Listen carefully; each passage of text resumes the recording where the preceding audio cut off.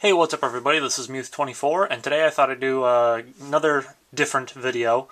This is a review of the Oracle of Ages and Oracle of Seasons Legend of Zelda mangas, and these are distributed by Viz Entertainment, or Viz Media, and this is part of their Viz Kids collection, I guess. It's aimed a little bit at younger audiences, and I mean that's the case with the Zelda games kind of in general, is that they're aimed at, kind of an audience of broad gamers, so it kind of makes sense they would go ahead and do that for the manga, but that doesn't necessarily mean that it loses any of the core elements of the games or any of the major story points or anything.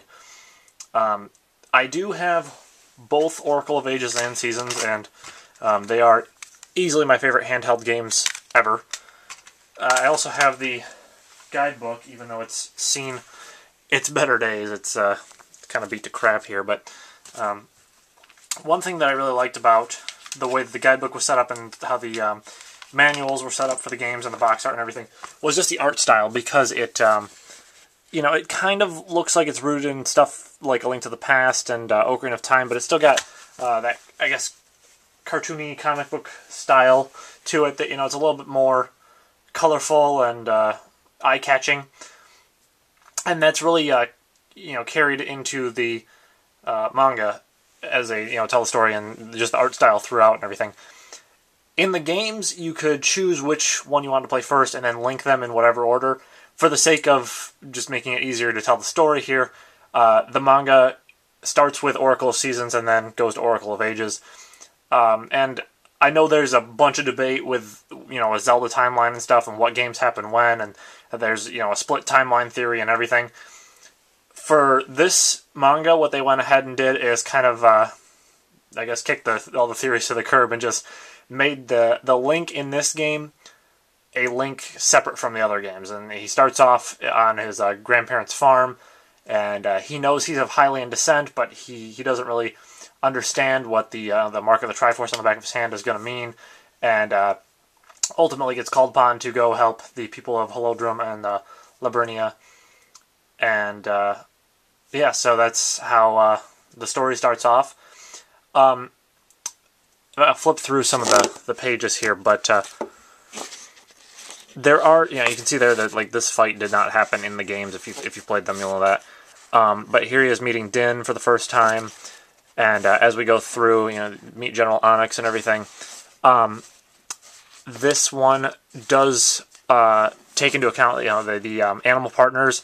You meet Ricky and Moosh in this volume, and Dimitri is nowhere to be found throughout either one. I guess, just for the sake of making it easier and not having to go off on side story and explain that. But some of the other minor characters, like Maple, she shows up and actually plays a pretty significant role in Oracle of Seasons.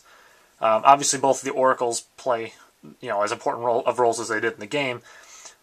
And with Seasons, I felt it was good for an intro chapter, or intro volume or whatever, but it's also, of the two, it's less closely tied to the games.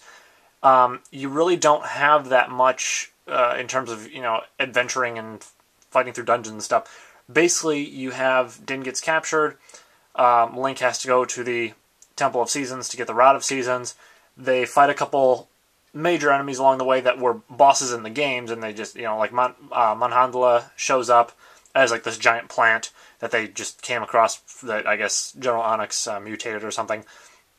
And a couple of the other bosses show up late in the game, but or late in the game, not literally obviously, but late in the manga chapters, and then things wrap up, and you do have the whole setup for the Return of Ganon, which you would have in linking the two games together. That is set up in the end of Oracle of Seasons, and then Oracle of Ages, you have the time travel element, and I felt like they did that very well. They don't overuse it. It's not a ton of jumping back and forth. Again, not as much dungeon crawling and exploration as in the game, but you do have, again, some more side characters show up, like the pirates, which I thought they were hilarious characters in the game. You also have Ralph, who plays a pretty major role in this, and then there's a new character thrown in called Sir Raven, and basically he is a knight to Queen Ambi, and also one of Link's ancestors, And even though he was made solely for this manga, he feels like a character that, you know, they could have easily just pulled straight from the game, because he fits so well with the story, I feel. The Oracle of Ages manga sticks much more closely to the games, and you've got the Black Tower being built and everything, and you've got Nehru being possessed by Varan and then influencing Queen Ambi. So everything dealing with Varan and the Harp of Ages and everything is a lot more closely tied to how it is in the game. It also feels like it's paced a little bit slower, even though both of them are roughly the same, length as far as the volumes are concerned. But Oracle of Seasons feels like it's a lot more fast-paced and a lot more upbeat, whereas Ages gets into the darker elements of the Oracle games. And I felt like Oracle of Ages was a darker game anyways, so it kind of makes sense for them to do that. I know there are a number of other Zelda manga volumes that they have released. I know they did Ocarina of Time in 2 volumes. They did Four Swords in 2 volumes. They did Majora's Mask, and I believe they did A Link to the Past. And maybe there's another one that I'm not thinking of. Oh, they did Phantom Hourglass. And I think actually the Minish Cap got one as well. But yeah, I plan on picking up at least the Majora's Mask and the Ocarina of Time volumes, possibly the Four Swords one at some point. These are actually pretty cheap to get off the internet now. I think I got both of these for like $7 a piece. So I thought that was a pretty good deal, considering that you can't find them at every bookstore. But again, it might just depend on where you live. Maybe you can find some closer to you. Better luck than I could finding them close to me. And they're fun, they're entertaining. Obviously, you're not going to get the whole experience of the game, but I feel like they do a good job of capturing the major points of the games and turning them into a manga format. Again, like I said, I felt like Ages was a stronger manga than Seasons was. Not by much, but enough that it definitely stood out as being the better manga, not just because it's more closely tied to the games, but also because of its pacing and the character development and stuff. And I mean, I guess that kind of was a plus for me, because I always found Ages to be the more enjoyable of the 2 games.